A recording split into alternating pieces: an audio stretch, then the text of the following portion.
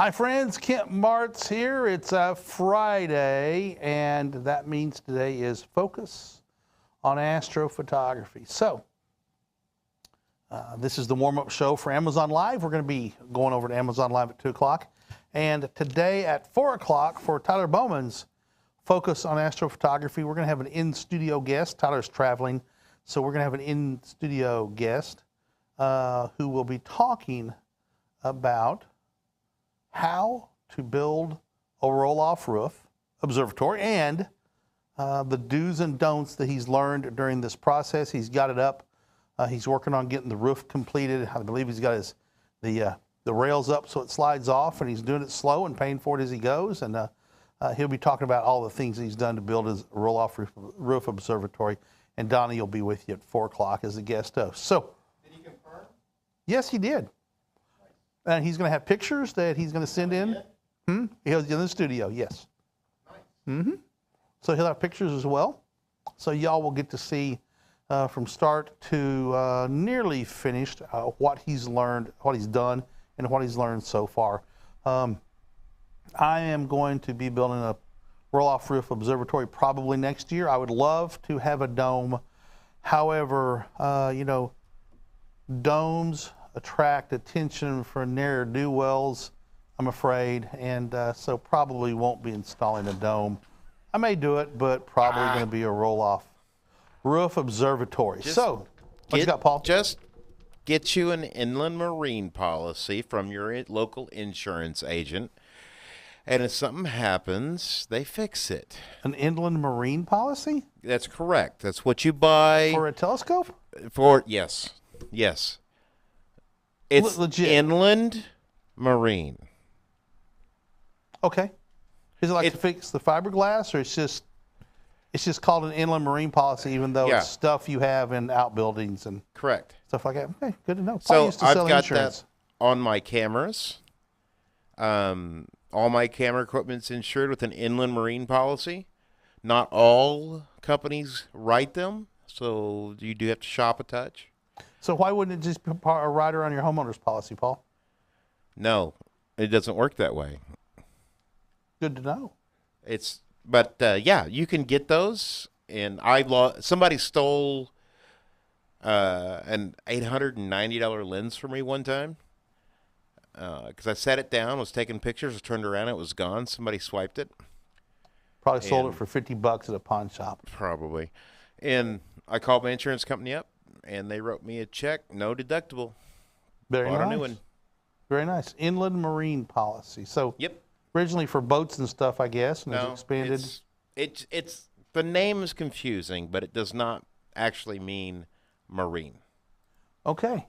Good to know. Inland marine policy. We'll check that out. I sold insurance for 25 years professionally, and that's Can you sell insurance unprofessionally? yeah, as a you can non-professional? definitely do that. You should be a part-timer at that point, huh? Yeah. Okay, But so- as long as you got a license. Today, we're going to be talking about using an Exos 100 and a DSLR you own or a small telescope you own to get into astrophotography. So I have it set up right now as a visual outfit. I can show you why we know it's visual. So this is Explore Scientific ED80, and I am going to turn this around Caps here. on. Huh? Caps on. The front, I don't know, that's all right. So we know how this is set up. This one's set up for an ED80 because the focuser draw tube has one extension tube. This telescope comes with 2 extension tubes. You're going to find it in the big foam cap that the focus end goes into, generally where it is. There's 2 of them. They look like this. It'll come without any installed. You just got 2. You've got to put one on for visual, or if you're going to do astrophotography, you're going to put on 2 of those, and I'm going to show you how to do it. It's real simple. So I've got it set up for visual, and this is the diagonal where the eyepiece would go, right? So this allows you to use this telescope looking through it with your eyeball. And then this thing right here screws off. Paul, can we got a good view of that right there? Yeah. Kinda. So this is going to screw off. This is called the tension collar, and it just screws off. The extension tube screws on to the first extension tube we have on. And three extension tubes for me. if you're, depending on your camera and how deep your sensor is, it may take a third extension tube to get the camera sensor far enough back to where you reach the native focal point of the telescope. So for the way I'm going to do this for visual and put the camera on it, we're going to simply screw the tension collar back on, right? Now the T-ring that was on there is for the Sony. I took it off.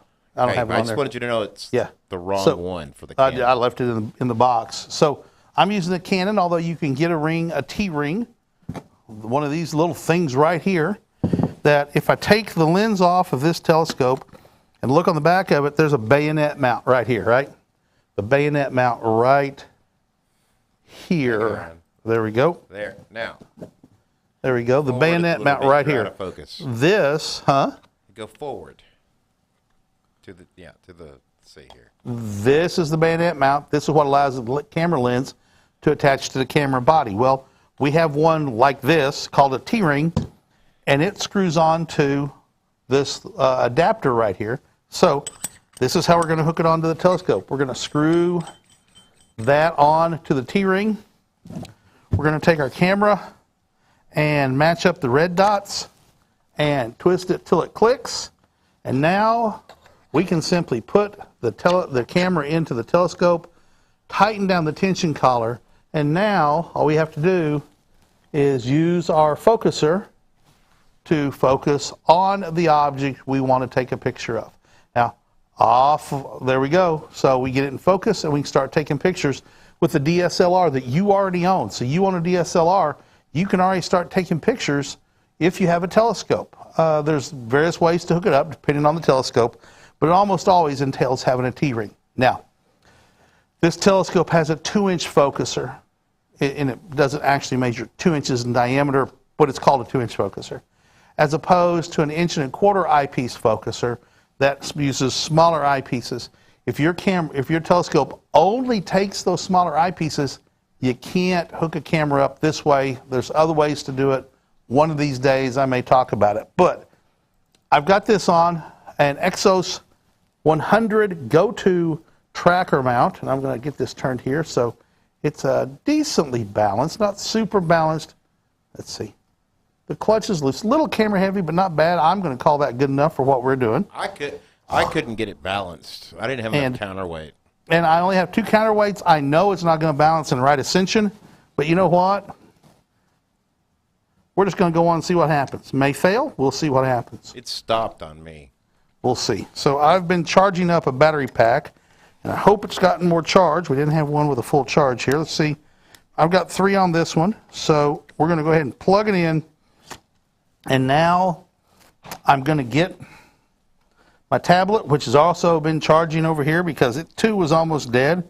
Ooh, I've got a whopping 8% battery life. So I can last longer than you think I can, or I can't. Don't leave it The tablet, in the studio for 4 days, the tablet, and it would be charged. The tablet can run a lot longer than you think it can, because once it disconnects and I get on the object, I can simply close the tablet down and it will keep tracking that point in the sky until I tell it to do something else. So I'm going to go to my settings and tap Wi-Fi, and I'm going to see the mount pop up as, it should be at PMC. Did I turn the battery on? I didn't turn the battery on. You got to turn the battery on so the juice will go in to the computer or the board in here. This board runs a Wi-Fi signal, so it puts out a Wi-Fi signal just like your router does. And it's going to pop up here in a second. It's going to say PMC8 dash whatever the name of my mount is. There it is. It's 6853 is the serial number or the name of this mount. I'm going to tap on my tablet. This is an Apple tablet. Has to have a screen of at least 7 inches. An Android tablet, same thing. Screen of at least 7 inches running Explore Stars. That's the entry-level thing. We do not claim that it will do astrophotography, but certainly you can do astrophotography with it. Takes a little bit of learning. So I'm going to close the settings. I'm going to check. Yes, it's running. So I'm going to go to catalog, and this is going to be a challenge for it because it's probably not balanced real good. But I'm going to show you if it doesn't balance, it's a learning lesson so you know what's happened. And I'm going to go to the sun and tell it go to, and we're going to see what happens here. May have a strike on my table. If I do, I'm just going to move my table here. So it has micro stepper motors built into it, and those micro stepper motors know exactly how many steps to take to get to the sun in both the right ascension axis and the declination axis. Now that's assuming that you've got a good polar alignment, that this is pointed directly to the north celestial pole or the south celestial pole, and the counterweight shaft is straight down. There we go. Executed a go-to the sun. If we've got a good polar alignment, this is pointed at the sun, you're good to go. Real simple, real easy to do. And Paul, I don't have a monitor up, so if we have any comments, you'll have to relay them None so far. to me. So thank you for joining us on this great Friday afternoon.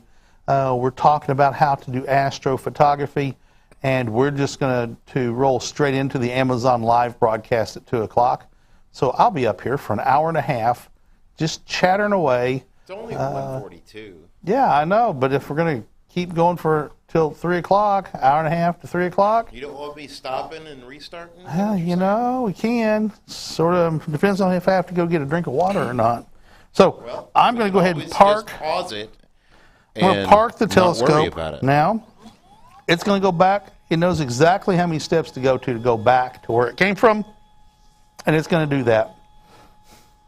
And once it does that, I'm going to take it apart and show you how you can use a DSLR and a camera lens that you know to start doing astrophotography with this mount real simply. So it's going back to where it came from, and once it stops... Hey, Kent, there's a lot of people that I wish would do that.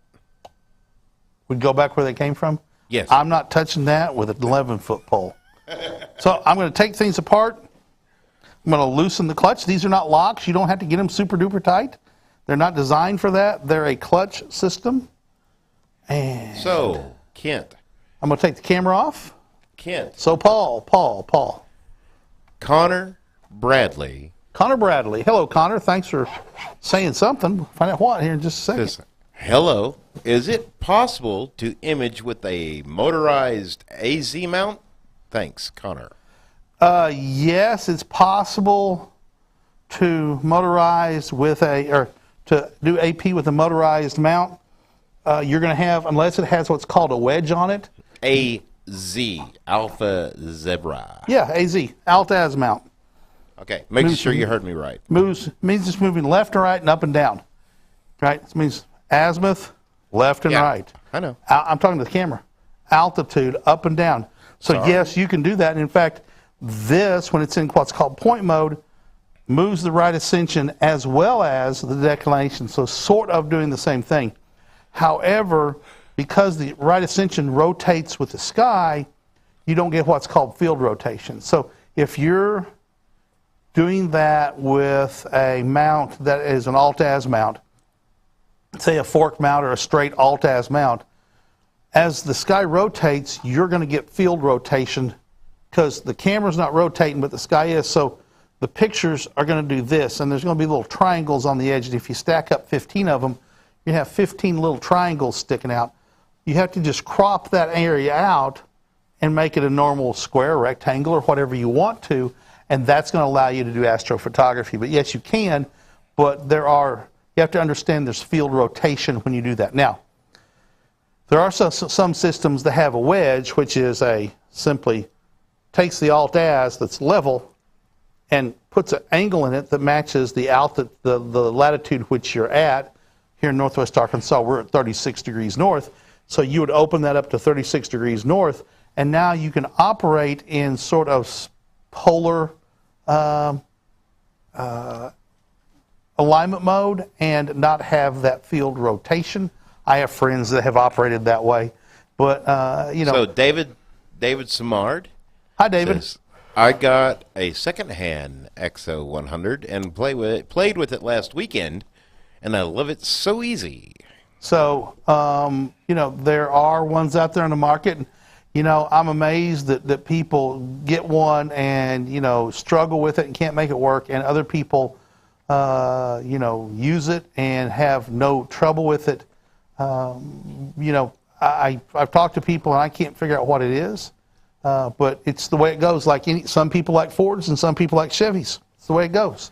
And he also says that he prefers a roll-off because you can put more than one mount in there. You can, however many you can jam in there and not hit each other when they rotate is how many telescopes you get in there. I have a friend that's been on the show a couple of times, John Adler, who I believe he has one roll-off that has like 4 telescopes in it. So it does give you more room, and it allows you to look at the rest of the sky while you're just imaging. And if you have people in there, you can look at other things or have a visual telescope or be imaging multiple things at the same time because you're in a roll-off roof observatory. So moving on, we're going to talk about how to... Egon. Hey, Egon. Reich? Okay. Is he German? Say again? Is he German? No. Well, I suspect that has Germanic roots, but he's not German. He says, "Hi, Kent. It's a great show." Egon has an Exos 100, I believe, and got it a few weeks ago, and he called it the most simple mount he's ever used, and that's coming from a man who has used 30 or 40 mounts, and some of them extremely expensive mounts. So there you go. You can't get much better testimonial than that.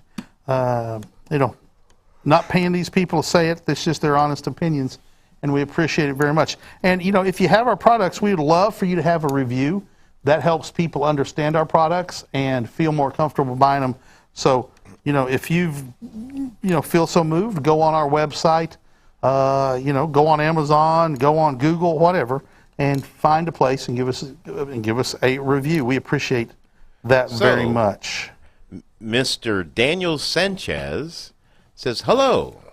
When are you going to have the Exos 100 HD back on sale?"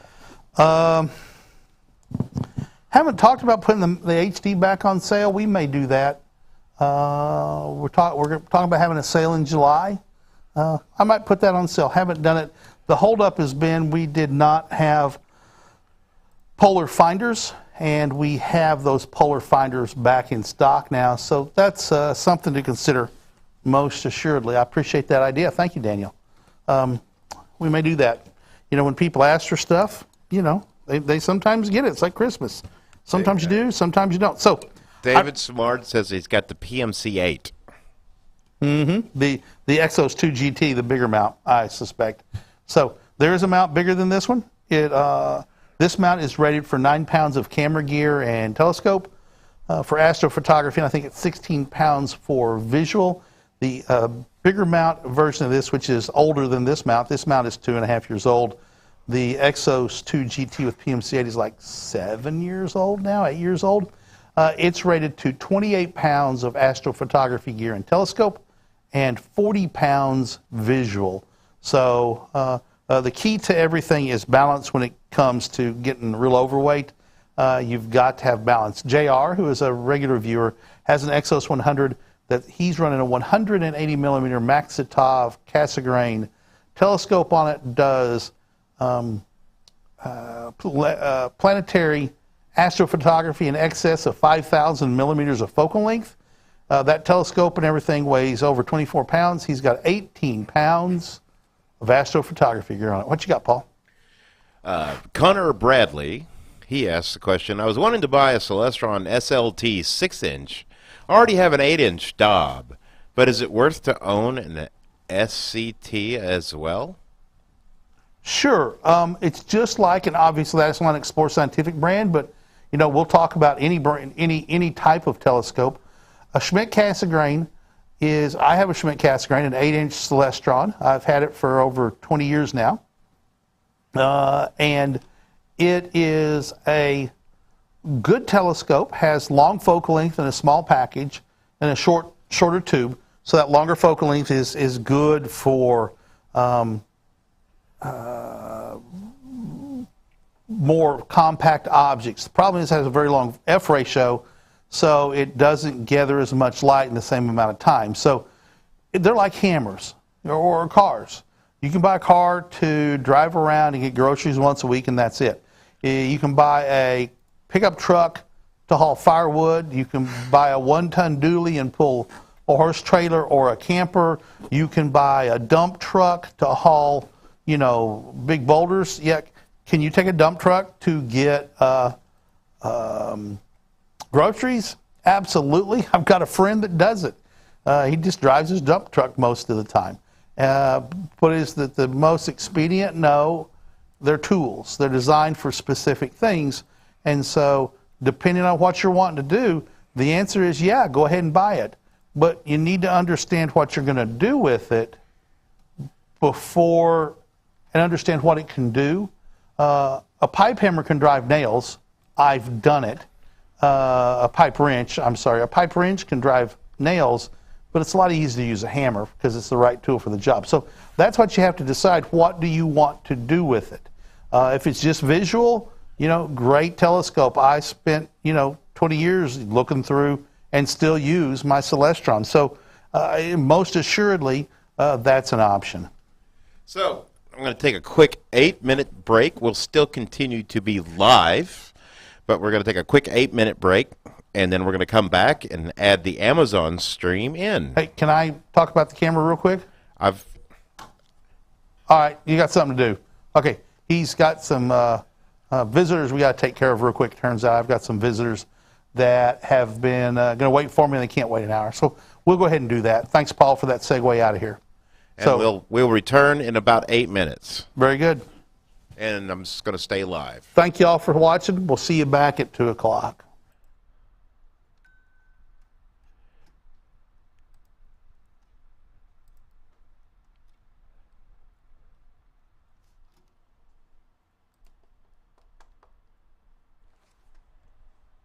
Yeah. Oh, okay. I got some visitors.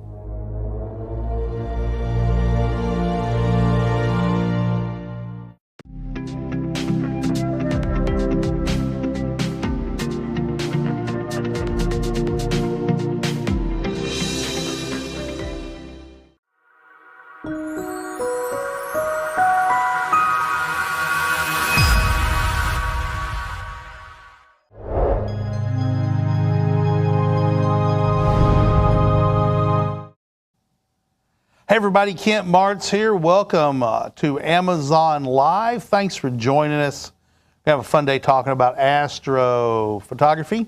In this case, I'm going to be talking about the Exos 100 and how to use a camera lens combination you have to start doing astrophotography with this go-to tracker mount.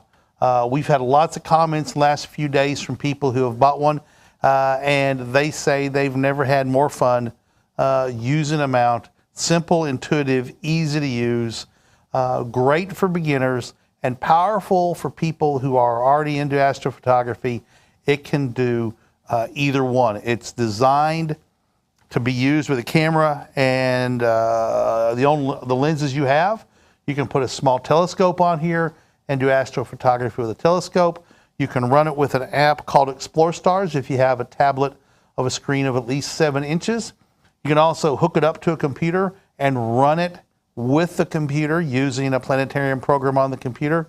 It's very flexible, very powerful, will up your astrophotography game if that's what you're wanting to do. So have a little problem in here in the studio. If any of you have a hammer, you can loan me so we can bang on the monitor because it may have just come up. I think the threat of a hammer may have caused it to start to work. We'll see if that happens. Noah Menard's over there banging on it with his fingers. Hopefully he can get this thing tuned up and ready to go. So we're going to have a fun hour here. I have a Canon. This is a EOS 5D. This is an older camera. We've got it. I can start doing astrophotography with this right now. And here's how we're going to do it. This is the Exos 100. I'm going to show you how to put the Exos 100 on it. You need a way to attach it just like you attach a telescope, and that's with the DSLR CDA, Digital Single Lens Reflex Camera Adapter. This is a dovetail bar just like comes on a telescope. We have specially made this to pair with the IIXOS 100 or other telescope mounts that use the Vixen style dovetail. This one is adjustable. The 1/4 to 20 tripod screw, standard tripod, comes on every tripod in the United States, unless it was made in Germany and has the 3 to 16 or whatever they call it. I'm simply going to turn the camera over. I'm going to put the 1/4 to 20 screw into it, and I am going to tighten it down. That's all there is to it.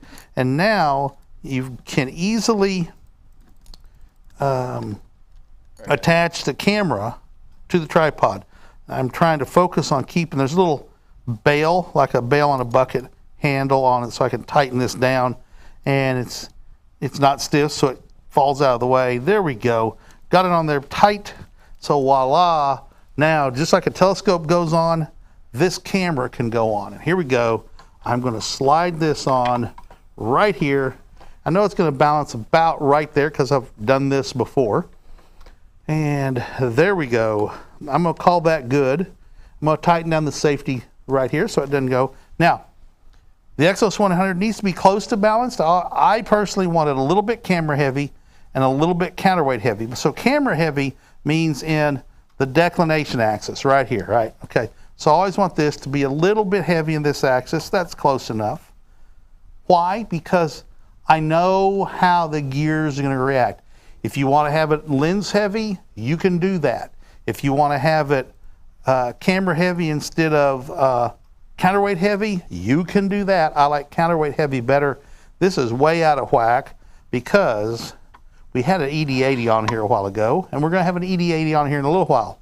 So still out of whack, so I'm going to move this one all the way up, and it's still going to be out of whack because, nope, camera heavy now. So I'm going to lower this one down a little bit. I want it to be counterweight heavy, just a little bit. Close enough, we're going to call that golden. So now I'm going to try and get this set so this counterweight bar is pointed straight down to the ground, not off at an angle, straight up and down. Now, if I was going to do this in real life, I would probably, and really want to make sure I'm accurate, use a level so you make sure this rod is perfectly vertical. Then you can mark it on here and know where to go. So I've now got it balanced. This Exos 100 is running off of a lithium-ion battery pack that we sell. And what it does is it's powered up and the board inside the mount is sending out a Wi-Fi signal. Just like your home router sends out a Wi-Fi signal that your tablet or phone or whatever can see, same thing. So I've got a low battery warning. I'm down to 5% because I forgot to tell it to go to sleep. That's okay. We can still keep going. And with 5%, if I'm going to keep looking at the same object all night long and I get a decent polar alignment and I point at it, the mount is going to continue to run even if we turn the tablet to put the tablet to sleep. I was at a National Park Service star party on New Year's Eve a few years ago before the pandemic, and got over there and my iPad did not charge up on the drive over, and so I had 8% battery life left. I managed to go the entire evening up to like 1 in the morning and achieve using the tablet and still had battery power left. Thank you, because it will just keep following that same spot in the sky. So I've already got it hooked up to the tablet. It'll run on with an app called Explore Stars. This is an iPad. It'll run on an Android tablet. Have to have screens of at least 7 inches, a Windows tablet, or a Windows desktop or laptop computer. I prefer a tablet. Now, hopefully in a couple months, we're going to come out with an app for the Android and iPhone. That'll be Explore Stars. And, takes a lot of re-engineering to get that screen size to work. It's amazing, frankly, how much work it has been. But here we go. So I'm simply, let's make sure it's hooked up. There we go. It moves. So the micro stepper motors are engaged. The wireless is connected. And here we go. We're going to take the telescope and we're going to go to catalog, solar, sun, slew to. And normally if you have auto slew on, it's just going to take off and go. Well, I don't have it on. I have it off for a couple of reasons. Go to button, and here we go. Those powerful micro stepper motors are going to count micro steps, and assuming you have it, the mount assumes you have a good polar alignment, and it's pointed where it's supposed to be, and it's level and all that. And it knows exactly how many micro steps to go to find the sun. And now the camera, if the roof was gone, would be pointed at the sun if north was that way. The problem is, in this room, north's that way, but for y'all to see the mount, got to turn a little bit. So now it's found the sun, and it's going to continue to track the sun. I can turn the tablet off and put it to sleep to save my battery, and it's going to continue to track the sun. Those powerful micro stepper motors have a built-in circuit board, allowing us to set the torque limit. So if for some reason it was way out of balance, or maybe the telescope ran into a table or a chair or something, Could be a got tree. hooked up. Let's hope you're not that close to a tree, but it could be a tree, Paul, or hooked on a cable or something.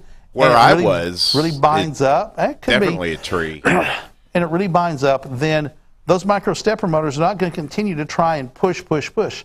The servo motors that used to be used in go-to mounts, you'd pop power to them and they're running at full torque no matter what. And they just keep driving. If it runs into something, sooner or later it's going to start chewing up gears or tearing up things. This won't do that. It'll make a chattering noise. It'll lose its micro step counts. That's no big deal. You simply run it back to home electronically using the left, right, up, down buttons, and you can then turn the power off, turn the power back on, move whatever it is, fix the problem that caused it to be out of balance, and then execute your go-to. What you got, Paul? So I have a comment. Uh-oh. Have you ever thought about applying part-time at like Silver Dollar City or something like that, and just do the announcing on the tram ride from the parking lot to the front? I have never had a desire to do that, although I've often thought it would be a great job to be a professional fire in the hole rider. Okay. Yeah. So look here, we've got. Are you telling me I have Silver Dollar City train conductor skills? Sure. Wow. I bet I get free pass into that day. Egon Reich. Yes. Or Reich. Reich. Whatever. Reich. He says, Kent, wanted to mention, I tried your really cool idea to use a laser pointer through the Polaris peep sight. It was fun and it worked. It's fun and it works. Well, Egon and I were talking about how to polar align it. if you can see Polaris, it's a real simple thing. I got to sneeze. Achoo. I'm going to start trying to sneeze in different song pitches, maybe sneeze the first phrase of a song. Okay, that's weird. So Egon bought one, has a fun time with it, and I've talked about before how I will take a green pointer laser. So lots of astronomers have a green laser so they can point to the constellations or specific things we're looking at up in the sky. If it's dark enough and there's enough moisture in the air or dust or whatever, you can see the laser going through the air. It's pretty cool and people love it. Well, I realized that it's a real easy thing to do to just there's a tunnel that goes all the way through the mount, comes out of this little hole right here called the polar tunnel. Do you have a laser on you? I do not. It's in my truck. This is a... Noah, do you have a laser pointer? I don't think we'd have to... We'll work on that next week, the show, and maybe get a little... All you need... We'll have to have someone to show the laser coming out. It may not be enough. A spray bottle. Yes. With the fine mist. Yep. Will work. And we'll show how it works. And so, on Amazon, you can pick up, it's not an SV Bonnie, it's the green laser sight. Anyway, if you'll just search for green rifle laser sight, it's $23.95, really cheap and affordable, and very powerful. Is a pretty cool, that's what I have, and I'm getting ready to donate the one I have to a Boy Scout camp here in Northwest Arkansas so they can give night tours of the sky because they don't have one, so I'm ordering a new one for me. Daniel Sanchez says, by the way, Kent, thanks for the N208CF. I can't wait to use it when I get back from Kuwait. Yep, I'm going to guess that he's in the military, and we shipped it down to him in Puerto Rico, and he's going to have a great time with the N208CF. And Daniel, I hope this gives you a little bit of back home, right? If you got a question, ask away. Facebook, Pete Schrober says, keep up the good work. Thank you, Pete. We're working on it. And by the way, Daniel, assuming you're down there for military service, thank you for your service. We truly appreciate the sacrifices you're willing to make for all of us. So I also, Egon, will use that green laser if I want to see where the telescope really is pointing. And so I've got a good polar alignment with the Exos 100. I'll point the telescope north where it's in the home position. I'll put the green laser in the eyepieces here, green laser in the eyepiece. I've got a pin, use it to demonstrate its pin. Don't have a pin in my pocket. Yeah, there it is. Nope. Okay, we'll use my chapstick. Green laser, eyepiece, up to the eyepiece. Out the telescope comes a green beam, and you can tell exactly if you're pointed at Polaris or not. Now, if your mount's pointed directly at Polaris and your telescope's pointed over here, all your go-tos are going to be off by whatever the angle this is called, or whatever. If this is 3 degrees off, every go-to you execute is going to be off by 3 degrees in some direction. You will not center up. So this is a way to figure out if things are pointed both at the same spot in the sky. That is called cone error, and it's something a lot of people discount. You got to make sure your telescope is pointing at the North Celestial Pole when you start out. You got to fix that. It's called cone error. Most of the Explore Scientific telescopes have a Vixen dovetail that has screws on it so you can move it, and you can move it left and right and up and down and angle it and get that telescope pointed back at Polaris where it's going to be, where you need to have it pointed to have an excellent go-to. That is something that a lot of people discount. They just slap it on there and they never think about, maybe my telescope is not pointed at the celestial pole. And I say North Celestial Pole. I know there are many of our viewers who live in the southern hemisphere who have to do the same thing at the South Celestial Pole. The problem in the southern hemisphere is there is no bright star like we have in the northern hemisphere. So it's a harder challenge to get a polar alignment for our friends in the southern hemisphere. They have to do what's called a drift alignment, which is not hard. You just have to learn some techniques. And with a camera, it's real easy. You just track it and see which way it's drifting off of an angle, and that tells you which way to move them out, left, right, up or down, to get a polar alignment. So there's a way to do it. May need to do a show on that at some point. So moving on, The mount is sitting here, just doing its thing, going to continue to track Polaris across the sky, or the sun across the sky. Now then, at some point, we're going to have to execute actually, we're already past noon, so we don't have to now execute a Meridian Flip. The app does not have a Meridian Flip, so let's talk about it. If you're tracking something across the sky in the east, right, and your camera's, your telescope's here, it's going to rotate down and it's going to eventually run into the mount. So the meridian is that line that goes from due south over your head to due north. So when the telescope passes the meridian, when the object passes the meridian, at some point you want to execute a Meridian Flip, which means the telescope is going to spin around on the deck and the RA is going to switch. And your telescope, sir? Is the moon up? No, it's not. We've just had a full moon. Is it? Yeah, we just well, had a no, full it's moon. full moon this weekend, I think. Sir? Isn't it full moon this weekend? I don't think so. Because it was quarter moon. You can look it up real quick.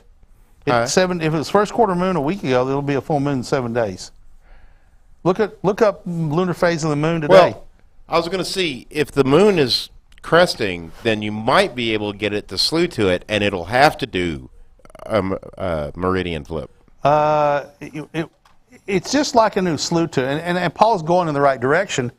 Well, once your camera gets past the meridian, in other words, your camera starts pointing west of the meridian when you've been shooting something in the east, you just open the app up, tell it to go to whatever it is you're looking at, and it knows, the program is smart enough to know, I'm going to turn around. So it's going to rotate everything. So now the camera's pointed in the west, right? And now it can follow it in a nice gentle curve all the way across to the sunset. So that's a Meridian Flip. I went off down a rabbit hole and didn't mean to. This is a way you can start doing digital astrophotography with a camera you own. What do you need to do? If you're shooting, this is a wide angle lens. It's 24 to 105. If I'm going to stay on 24, I'm okay. I don't need to tape it down. But let's say I want to frame a shot at 105 millimeters. So watch what happens. The full moon was on Tuesday. I thought we had a full moon earlier this week. So watch what happens. Once it starts, it'll unzoom itself. Having had that happen before, that's not fun when you realize all your pictures are screwed up. So what you want to do is use gaffer's tape or painter's tape, and you want to tape this in position so it doesn't auto zoom itself. And most assuredly, you want to turn your autofocus off as well. So with the autofocus off, say I'm going to take a really wide angle photo. I'm going to focus with the manual focus. When I get in as sharp focus as I can get it, right here, using the manual focus, when I get it in as sharp focus as I can, I want to tape that focus down again with gaffer's tape or painter's tape, because those don't leave residue, but they stick really well. And I want to tape it down so it doesn't move during my focusing, my camera run. Now, you have to understand, as your camera cools off, it's going to change length by just a little bit. Well, perfect focus is 1/10,000th of an inch. And so you're going to have to periodically, through your photo session, you need to check the focus periodically every, 15, 20, 30 minutes, whatever. Check your focus and make sure it's still good. You can check the focus here. This would be tough. So with your camera, find out if you have a way to hook up to it with an app or automatically download pictures wired or wirelessly from your camera onto a computer, and then you can look at them. Because there's nothing more frustrating than to spend 3 hours and find out your camera was out of focus. So you want to work on focus pretty well and let the mount, once you use it a little bit and become used to the interface, let the mount do its thing. It's just going to sit here and continue to track all the way across the sky for the rest of the afternoon. And it's turning, because we know that's north, it's turning this way very slowly. So it's going to track the sun all the way into the western sky. It's already executed the Meridian Flip before we went to the go-to. It didn't execute the flip. It just knew which way to go to get the camera set up correctly for the rest of the afternoon. And if I've got a good polar alignment, voila, this is going to do it. Now, how do you get a good polar alignment in the daytime to shoot the sun if you didn't get set up the night before? Well, that's pretty easy. you can use a compass and a common household item that will allow you to get anywhere from a rough to a really good polar alignment. I have used everybody, this Kent Martz here technique from Explore before, Scientific. and I have Today I'm gotten going to teach a you perfect how to polar polar alignment. align Here we your go. telescope Roll using that beautiful a beam broom. footage.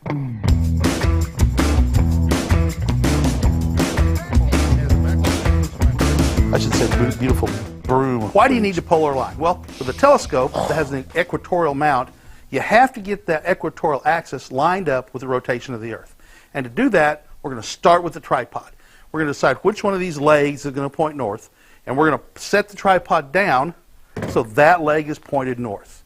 First thing I'm going to do is use a level to make sure my tripod is... Hey everybody, Kent Martz here from Explore Scientific. Today I'm going to teach you how to polar align your telescope using a broom. What's wrong?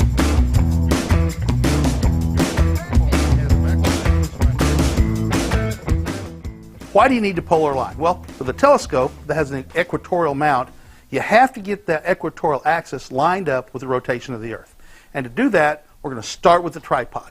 We're going to decide which one of these legs is going to point north, and we're going to set the tripod down so that leg is pointed north.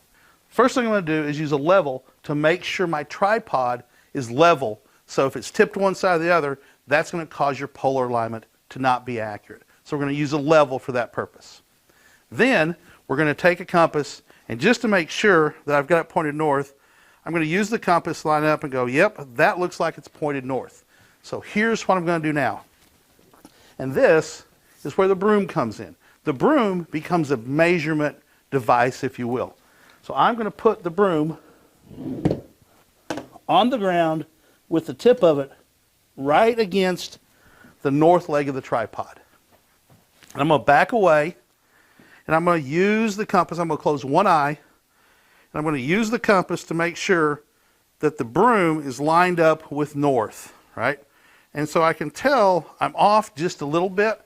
So I'm going to move the tripod just a little bit, and I'm going to turn the broom, and the broom is what I'm seeing that line with to line up. So closing one eye, now my broom is lined up perfectly to magnetic north. Right here is we're going to talk about something called magnetic declination. The magnetic north is not true north. The difference between true north and magnetic north can be off by as much as 15 or 16 degrees if you live on the east coast or west coast of the United States. Around the world, it varies. And you have to figure out what that is for where you live. Because if you point at magnetic north, you're not going to be pointing at true north. You could be off by 15 degrees. Your go-to will never be accurate. So for this system to work, you have to know what that offset is and be able to program that into your compass. We're going to provide a link to a website and a video that talks about that a whole lot more. Now, we're going to make sure that the tripod is not angled wrong. I'm going to use a small tape measure, and we're simply going to come down here and be careful not to move the broom. And I'm going to measure the distance from the tripod leg to the center of the broom. That is 470 centimeters. That way, it is 470, a little, I'm going to call that good. Actually, I'm going to move the tripod a couple of millimeters, just like that. So now, we know that we're lined up true north with that leg, and these two legs are the equal distance from right here. So it's not pushed that way or that way. So now that we have the tripod with a good alignment to north, we have to put the head on the mount. And that's going to entail this. We're going to be very careful when we do this because we don't want to move the tripod. We're going to put it on and simply screw on the polar head just like this. Remembering everything's going to the north. Now if you're in the southern hemisphere, you're going to do the same thing. You can do the exact same in the southern hemisphere. Because it's not polar, it's polar alignment, we just don't use the star Polaris, which we're not using here. This is really good if you can't see Polaris, or if it's daytime and you want to do some solar viewing with a solar safe filter. So the last step of this process is to check the scale of your altitude, right? So we live at 36 degrees north, and I am going to turn the altitude until it gets to 36 degrees north. I'm going to stop.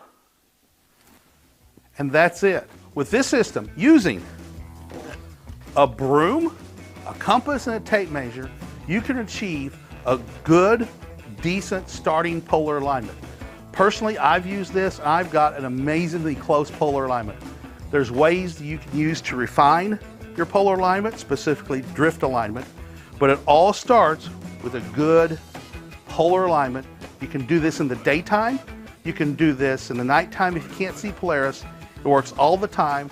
It's a good way to get started learning the process of polar alignment. Isn't that great? I hope you've enjoyed this video. For Explore Scientific, I'm Kent Martz. Get out there and start, and keep looking up. And there you go, how to use a compass and a broom to get a good polar alignment. Now, you don't have to use a broom. We just chose the broom because it's sort of a fun little gimmick. But we're using the broom as a straight edge. A yardstick will work, which is what I've used a lot. A board, a piece of wood, anything that's good and straight.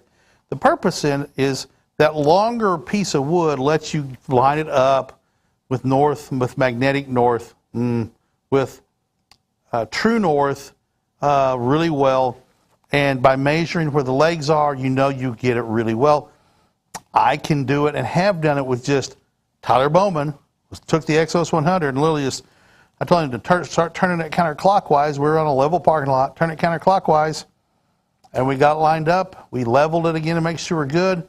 Took a look at the alignment one more time with me, about 10 feet away with one eye on the compass, and we set the latitude to correct position, and he executed a go-to slew to the sun, and we stayed on the sun for more than 5 hours.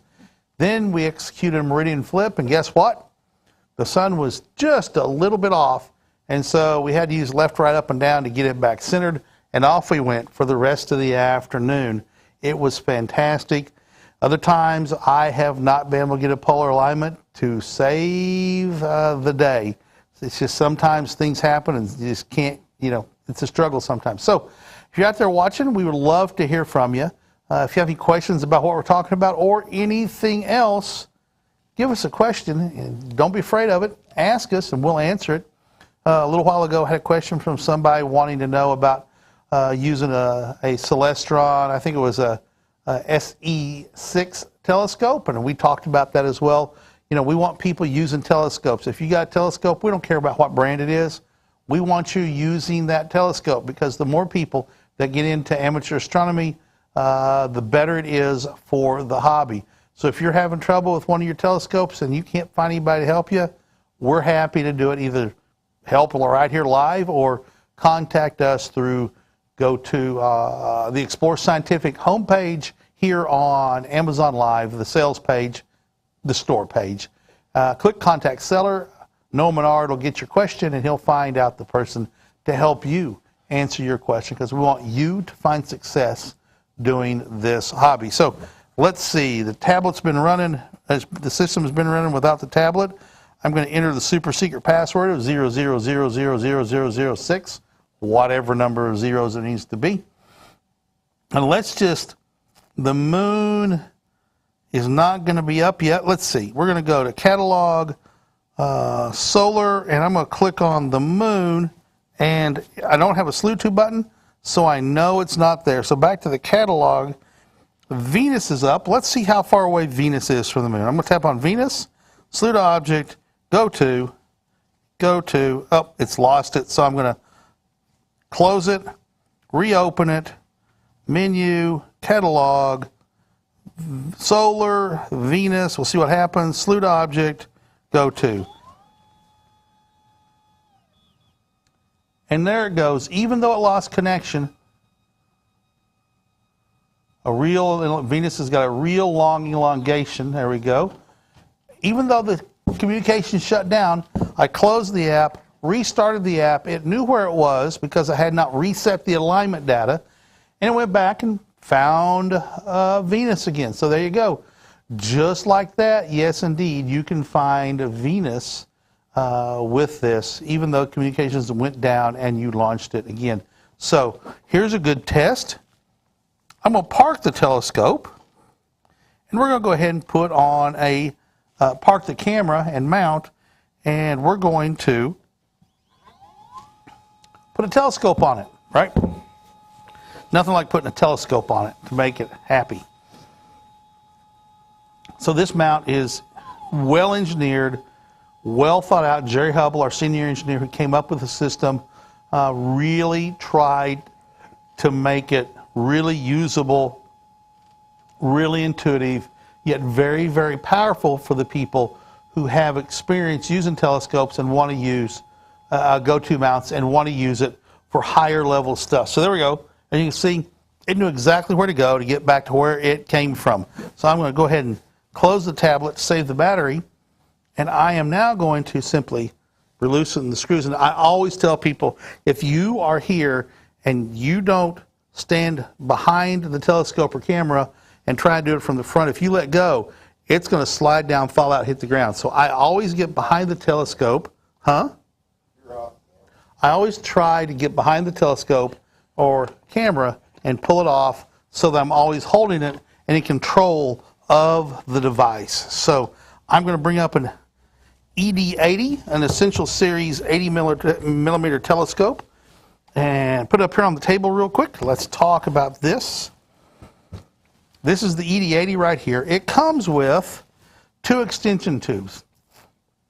They're not installed on the telescope. So to install them on the telescope, you got to take off the tension ring, put on 1 extension tube for visual and 2 for astrophotography. I'm going to show you how to do it. So first off, we're going to go ahead and put this telescope on the mount. I'm going to try and stay behind it so I can control it. I don't do it from the side or in front of it because bad things happen. I don't want to learn a very painful, hard lesson, right?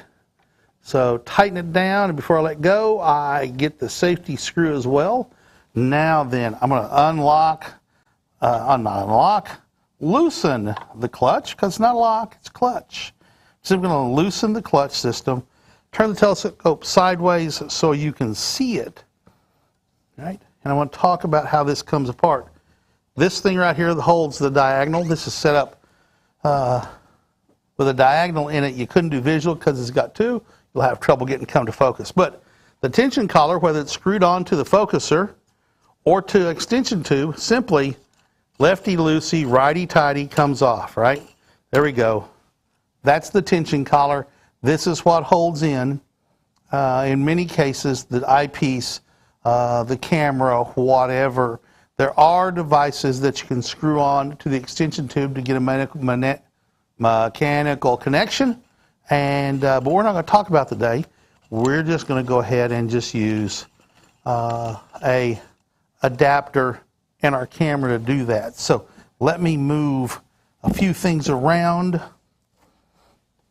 get the camera body off here, and to do that, I've got to take the camera adapter Vixen dovetail off. Move that over there so it's out of the way. And let's see here. Just going to use 2 hands, lay it upside down, get both hands on what I'm working on.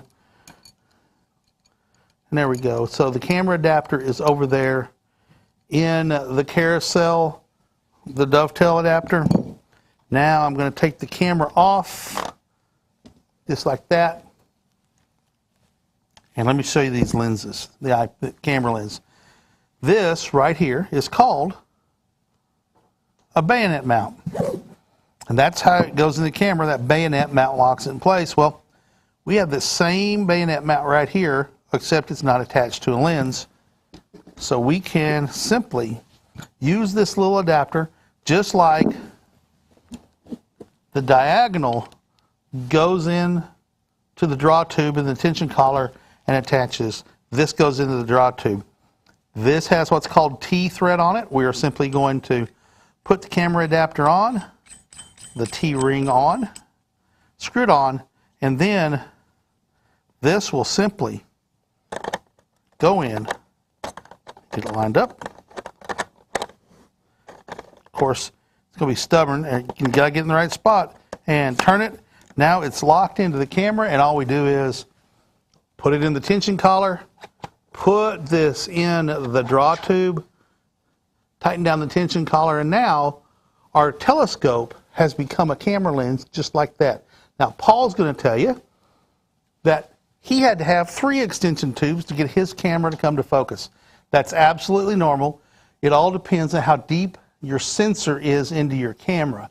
And if you're using a more modern camera, it's not going to be as deep as maybe the Canon I have here. If you're using a dedicated Astro camera, it may only be like 6 millimeters. This sensor is 43 millimeters deep. So if you only go 6 millimeters in to the sensor, you're going to have a 3rd extension tube so you can get things into focus. And here's a little piece of advice. If you have to focus and can only come to focus almost all the way out, then you need to put another extension tube on there, because when this focusing tube, the draw tube, starts getting all the way out, it can start causing sag because of the way it's built. So you want it to be in here as much as you can. You put a 2nd extension tube on it, you can achieve that and keep the most of the draw tube in the focuser on your telescope.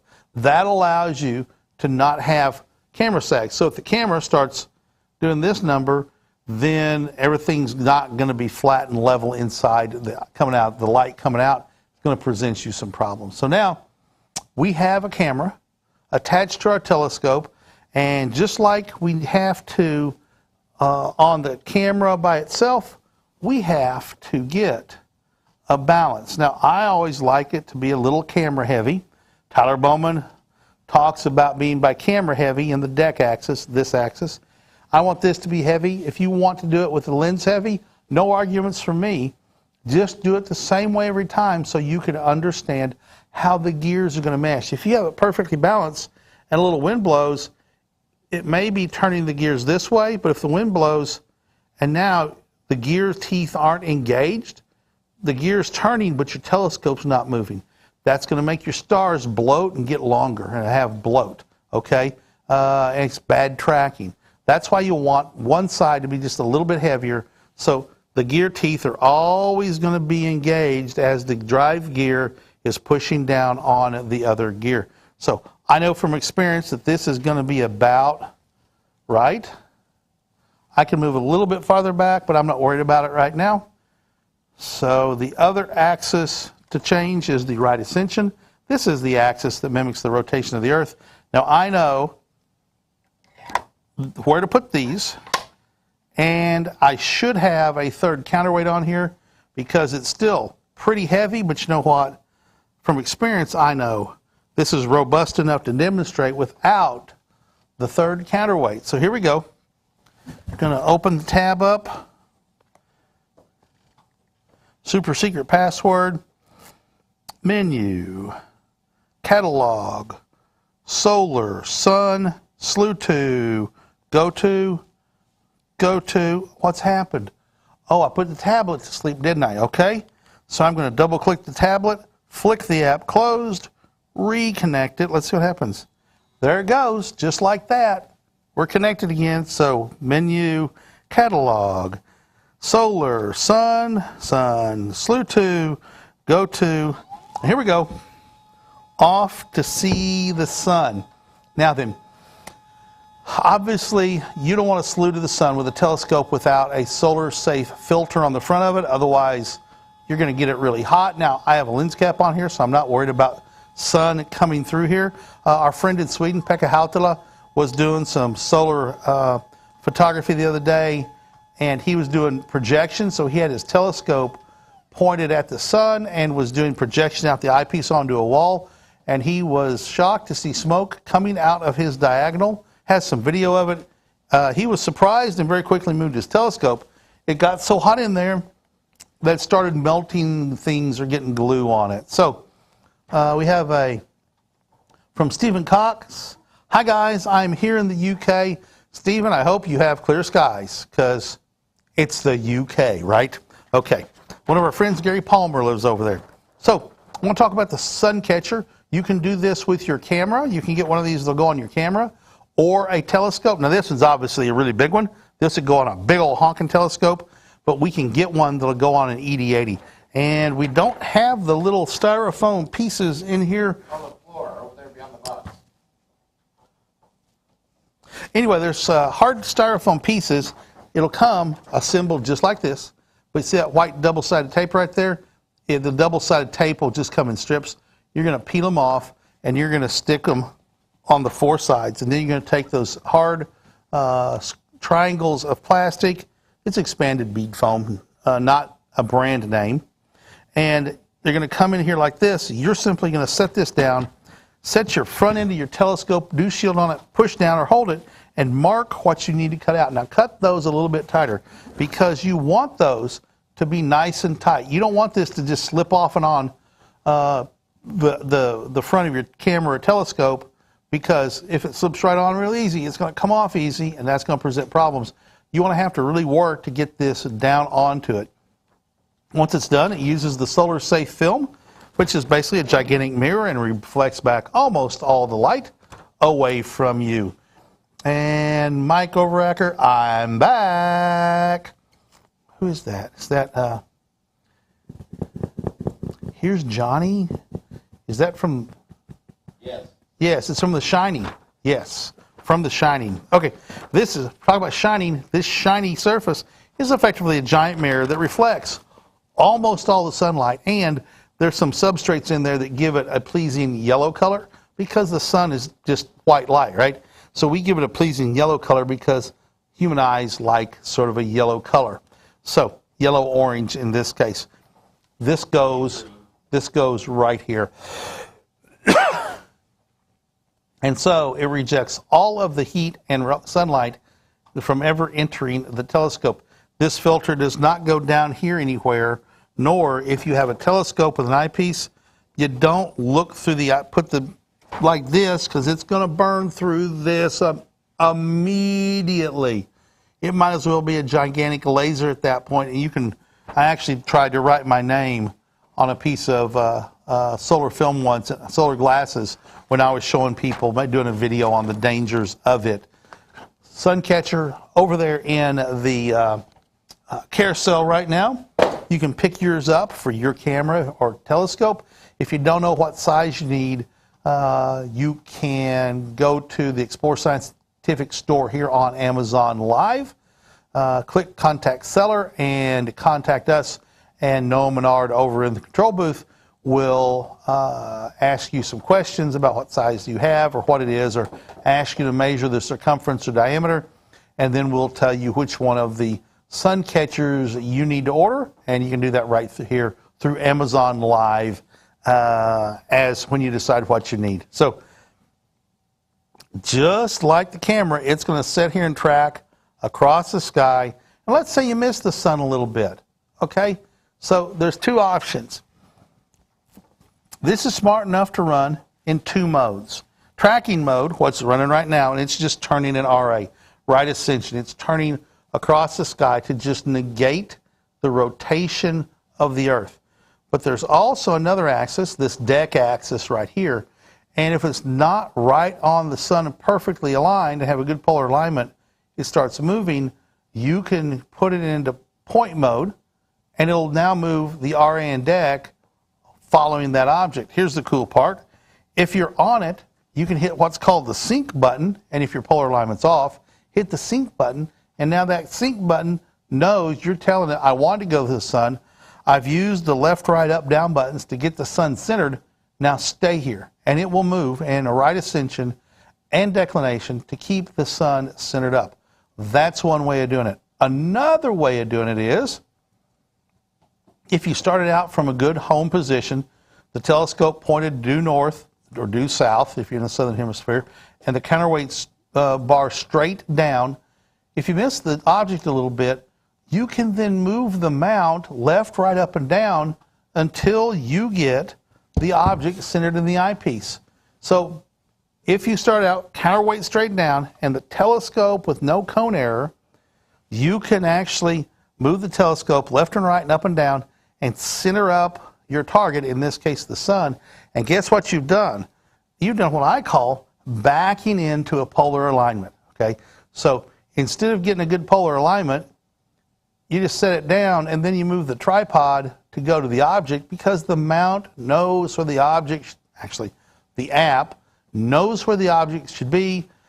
The stepper motors that are in there follow the commands, turn the correct number of microsteps, and bam, it's where the sun should be. If it's not, and you know you've got a good left, right, cone air and all that, then simply move the mount to get a polar alignment. Paul, what you got over there, buddy?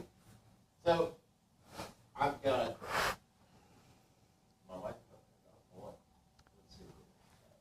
His microphone So turned off. I've got Scott explaining just what will happen if you use solar eclipse glasses or the same film. And they're the same film that's It's made. the same exact film. That's right, Paul.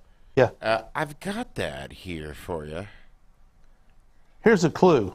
It won't be pretty. So it's a beautiful sunny day, and we have our refractor out, and I've got my eclipse glasses on, and I've got my safe solar filter. Of course, the eclipse is not here yet, but I wanted to take a few minutes just to show you some things about solar filter safety. The filters that we use is the Thousand Oaks material. It is rated to the highest ISO standards. And actually independently tested by us as well. So just to make sure that those standards are met. So if you're going to use a telescope to look at the partial phases, and let me underline partial phases to you. You use eclipse glasses to observe the sun in partial phases when it's in total. If you're going to be on the path of totality, you can take the glasses off, and only during that time, which is going to be roughly 2 minutes this time on August 21st, only during that time can you directly look up at where the sun is, because it's completely blocked out. You'll see the corona, you'll see lots of really cool effects they'll leave you speechless. But during all the partial phases, you have to have safe solar filtration. So how do you do it properly? Let me show you. First off, let's show you what you shouldn't do. What you shouldn't do is put on eclipse glasses and look through the telescope that's unfiltered. And I'll show you exactly why here. We're going to point the telescope directly at the sun. And right now, we have sunlight coming right through the eyepiece. I can turn that up a little bit. If you use solar glasses and look right at the filter material, you see it's already burning. It's burning a hole right through the solar filter material. That is how powerful a telescope is. So this is definitely something you don't want to do. You can now see that there is a hole through there, and that could be your eye. So this is what can happen if you think that you can use eclipse glasses to look through unfiltered telescopes or binoculars. If you do that, the sun's energy is going to burn right through the filter and burn right into your eye. So if you're going to use a telescope or a pair of binoculars to watch the partial phases of a total eclipse, or just to observe the sun to look for sunspots or something like that, make sure that you are using an over-the-lens solar filter that has the proper ISO safety rating and all of that. And so what I'm going to do is I'm going to put this filter on. It's you can see how snugly it's fitting here. This is not about to come off, if you have a loose-fitting filter, use tape. Do anything that you can to make sure that the filter is not going to come off. And then the other thing is that finder scopes, optical finder scopes are like little telescopes, and they need to be filtered as well. In this case, I just have a red dot finder. There is no magnifying power to it, so I'm not going to use it to sight the sun in. The way I'm going to sight in the sun is literally I'm going to look down at the shadow and align the scope up so I'm getting the smallest shadow possible of the telescope as it's hitting the ground. And now I can safely look at the sun in comfort and look at sunspots, and if we have partial phases going on in the eclipse, I'll see them all.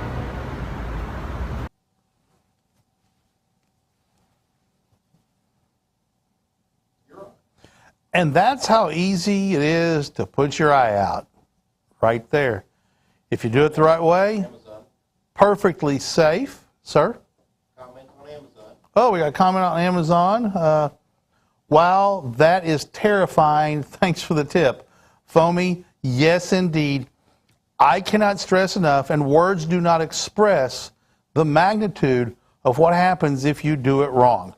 just like driving a car, if you don't know what you're doing, it might be bad. You know, there's all sorts of examples.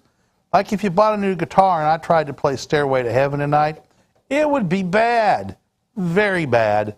But I wouldn't put, you might put your ears out, but I wouldn't put your eye out. That most assuredly will put your eye out instantly. Imagine if that was your eyeball and the damage that it would do. You know, Scott was, when he was lining up in there, and I've done this too. Am I on the sun? I put my hand down there, and oh, yes, indeed, I'm on the sun. That burned. Did you catch that? Huh? Catch what? You caught that? What I catch? Oh, yeah. I've done it. And you go, oh, boy, that burns just a wee bit. And Yeah, that's 'cause just, that's not He even. reached down and he was like, ooh, didn't say anything. He just kept going, but he was like, ow.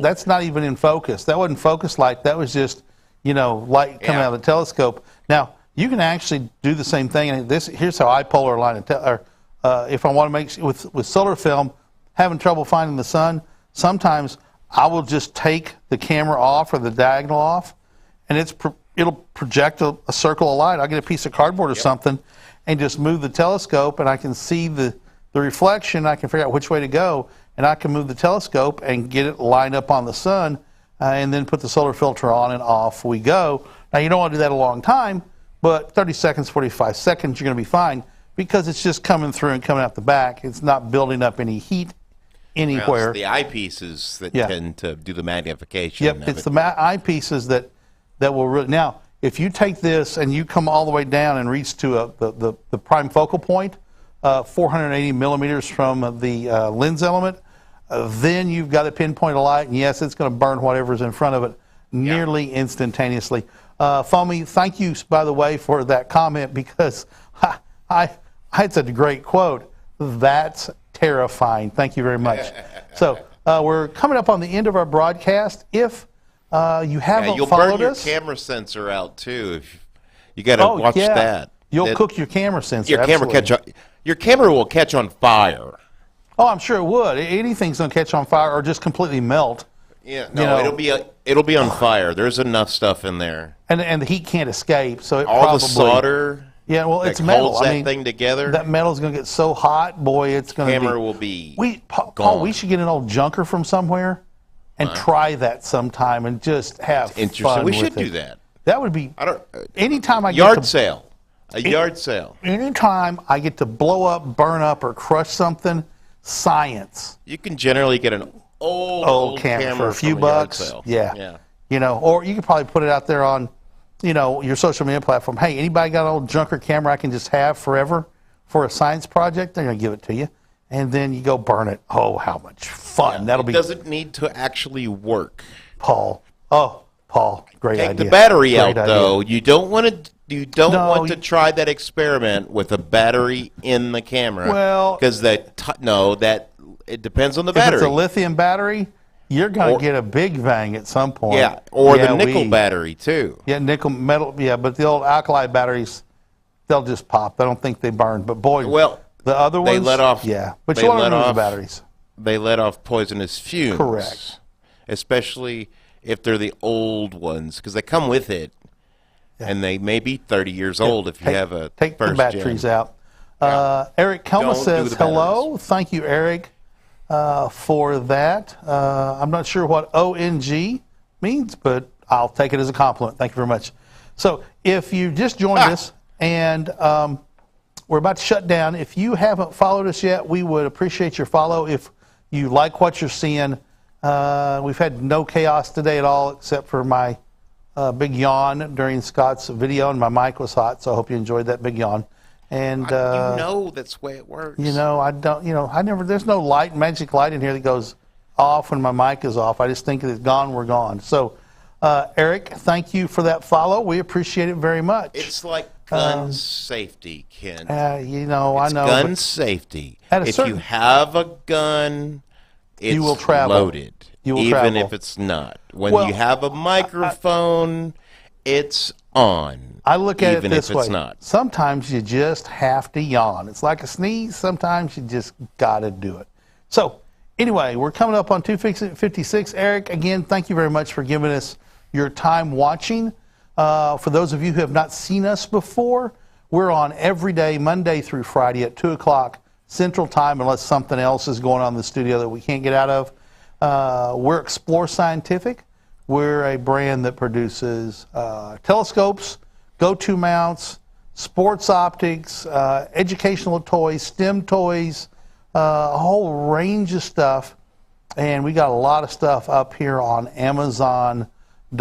You can go to the Explore Scientific store on Amazon.com to see all the great stuff that we have. If you've got kids, grandkids, neighborhood kids, nieces and nephews, and you want to be a hero come Christmas time, we got all sorts of great stuff that'll make you the hero gift giver of the season. Think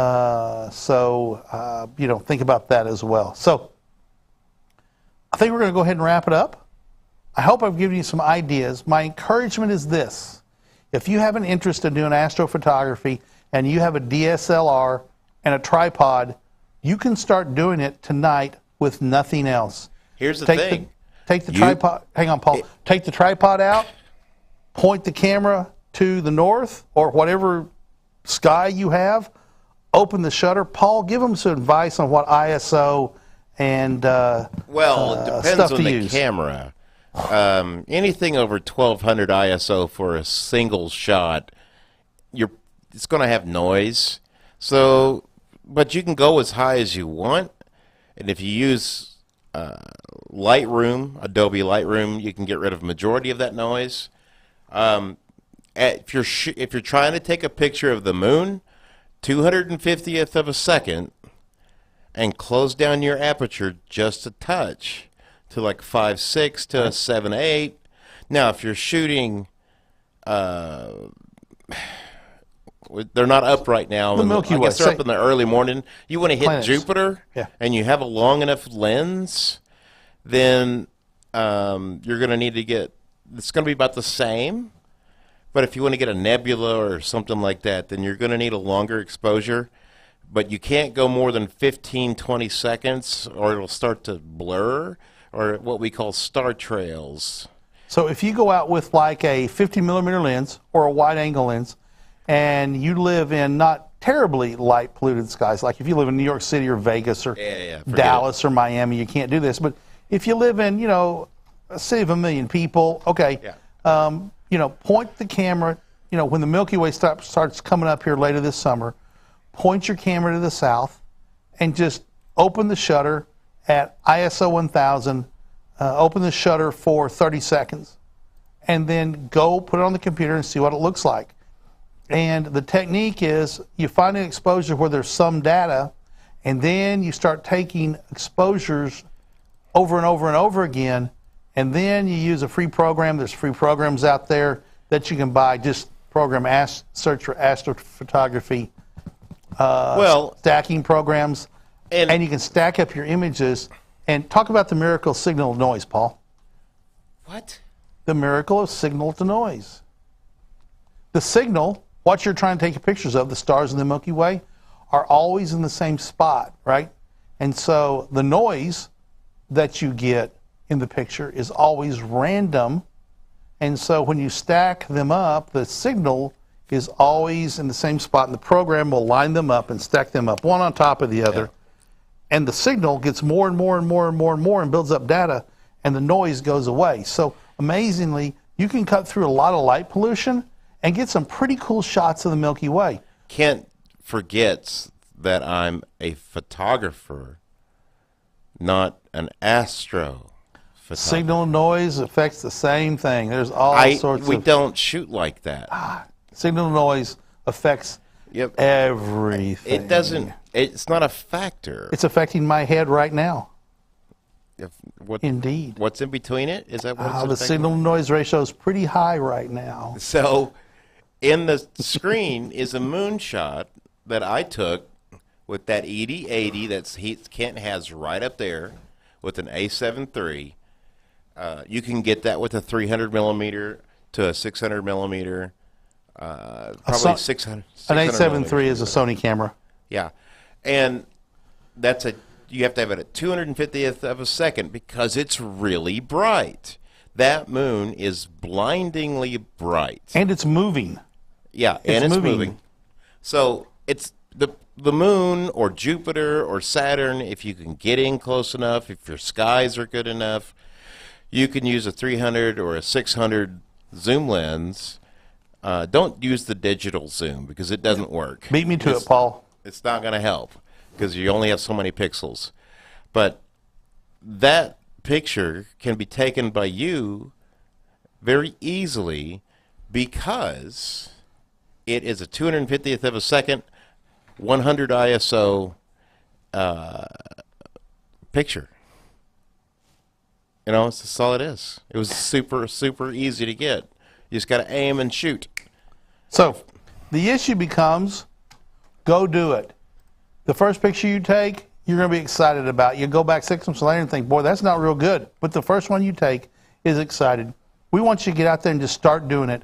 And we want to offer you a way to start getting better at what you're doing. Once you get your feet wet, you move up to a go-to mount that lets you track. You start getting better cameras, you get better lenses, you build technique up. And, you know, it's like anything else. If you want to drive, we'll say in the Indy 500 on the NASCAR circuit, you don't just go drive in the Indy 500. You got to build up your skills until you get there. And it's in the journey. You're never there. There's always something new to you. So we've run up past our hour. We're going to go ahead and take off. Wait a minute. I got a message coming in. Here we go. This is from Mike Overacker.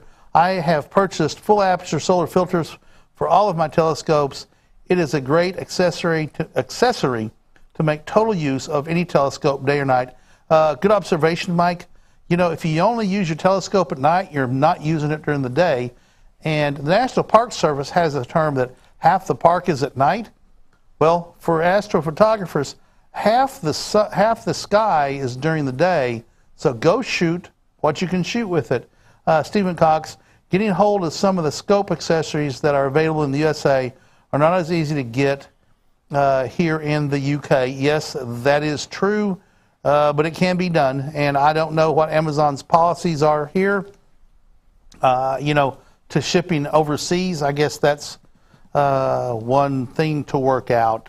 But Well, if, you know. You can get a lot of this overseas through different companies as Right. well. You know, you We just can't have. say which ones they are. Yeah, we're on Amazon right now, so we can't send people to other platforms. And I saw Tariq over in the UAE just checked in with a howdy. Tariq, you made it under the wire just barely to get your howdy in because we're about to sign off.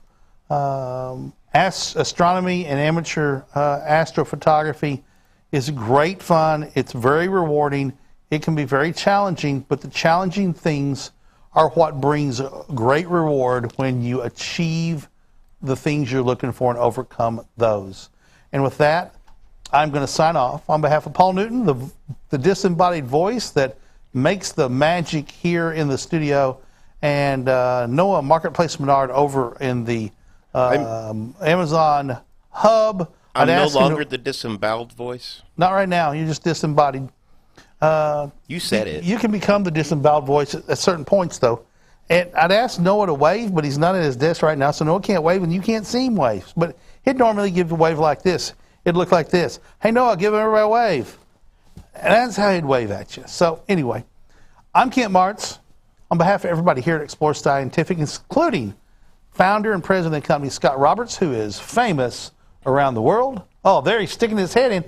I did not know he was over there when I was caught. Come here, Scott. Come. Okay, come here, Scott.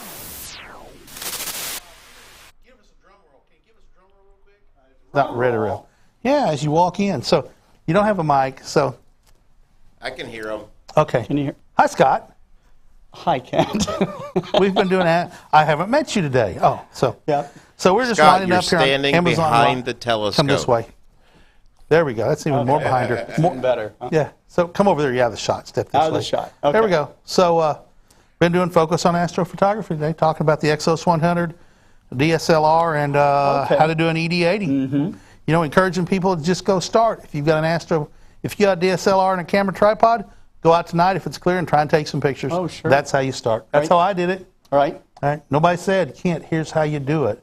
I just took it. I saw You pictures. just started doing it. I saw pictures and I said, I can do this. And boy, it was not easy in the old film days. Digital photography gives you instant feedback. It's true. Yeah, It's so, true. anyway. But being a photographer, almost any photographer wants to try, so it's just so much easier today. It is. So, Yep. Miss Magnate, I enjoyed the video demonstration. Thanks, you guys. Miss Magnate, thank you for giving us that shout out. We truly appreciate that very much. And we really showed the video of you, Scott, burning through the glasses. yeah. Oh, that. Yeah. And we had somebody, I can't remember what his name was. Oh, there's, wow, that's terrifying. Yeah. Yes, indeed. Yeah. Well, the beginning of that video, it was absolutely true. We had it was an amateur astronomer who, gosh, you would think they would know better, right? But But they asked. They were smart enough to they were ask. smart enough to ask, right? Yeah, they were That's right. smart enough to ask. So, Miss Magnate, if you've just joined us and like what you've seen, we would love for you to give us, we hope we've earned a follow from you. Click that follow button, and we truly appreciate everyone who every day gives us their time and lets us enter their lives and hopefully learn something from us, and we help you get down your career of amateur astronomy or birding or whatever your interest is. Mm-hmm. We want to help you build your passion and find joy and fulfillment in what you want to do. So, again, we appreciate everybody's time. Yep. And your time, Scott. You said I could be done thank you. just a minute. Yeah. I'm glad you stuck your head in. We don't have you on Amazon very often, and I'd like to get you in here just Well, I'm glad for the fun of having you next to me. Yeah, it's great to be on live on Amazon every day, or most every day. Yeah. And It's a rare day anymore that we miss. Generally, it's because something's in the studio or right. I'm out and nobody else can break free to come do it. We Yeah. we But pretty well get it how done. else? If you're shopping, you're kind of interested in things. How else are you going to learn really about it unless you can see the product, you can get a demonstration, you can do a live chat, these kinds of things. And then take advantage of all the things that Amazon gives you. Oh, absolutely. So, right? And again, if you have questions about a product that we have that you're not sure of, you can go to the Explore Scientific store on Amazon.com, click on Contact the Seller, and Noah will get the question. And if it's in the middle of the night, he'll get it the next day. He'll either answer it or come get one of us who are, have been in the hobby for years and years, and we will come up with an answer for you. Had a guy earlier ask on the pre-broadcast, ask about using I can't remember what the telescope was, asking about buying a Celestron C6 go-to and an SE6. Okay. And, we talked about the differences in telescopes and their tools and what do you want to do. Sure. But solid telescope, and if that's what you have, and, go buy it. And, we're not against anybody buying other products. We just think ours are better for the most part. Oh, do you? Yeah. But we don't sell cement Cassegrains. We sell some Maxitoff Cassegrains. That's true. But if that's what you got an eye on, it fits your needs, then that's what you need to buy. Refractors do tend to give a better, more crisp, higher resolution image, Right. than a reflector will, because there's no central obstruction. Yeah.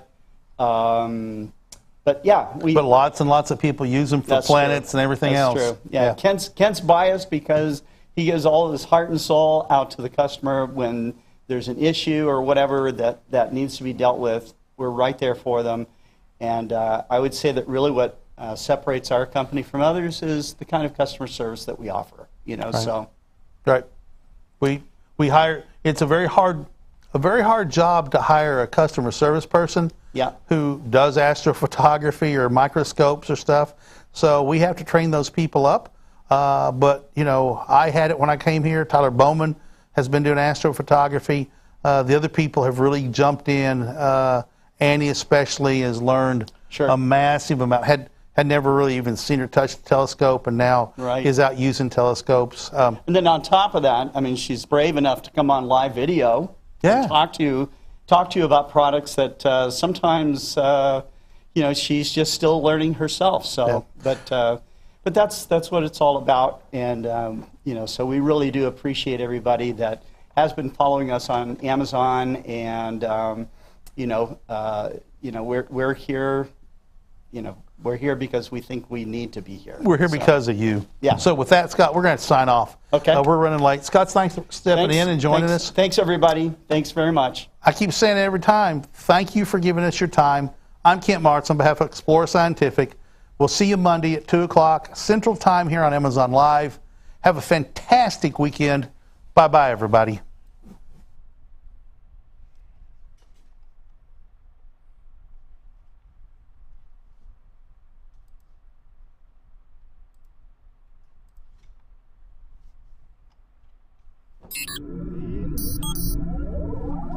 Huh?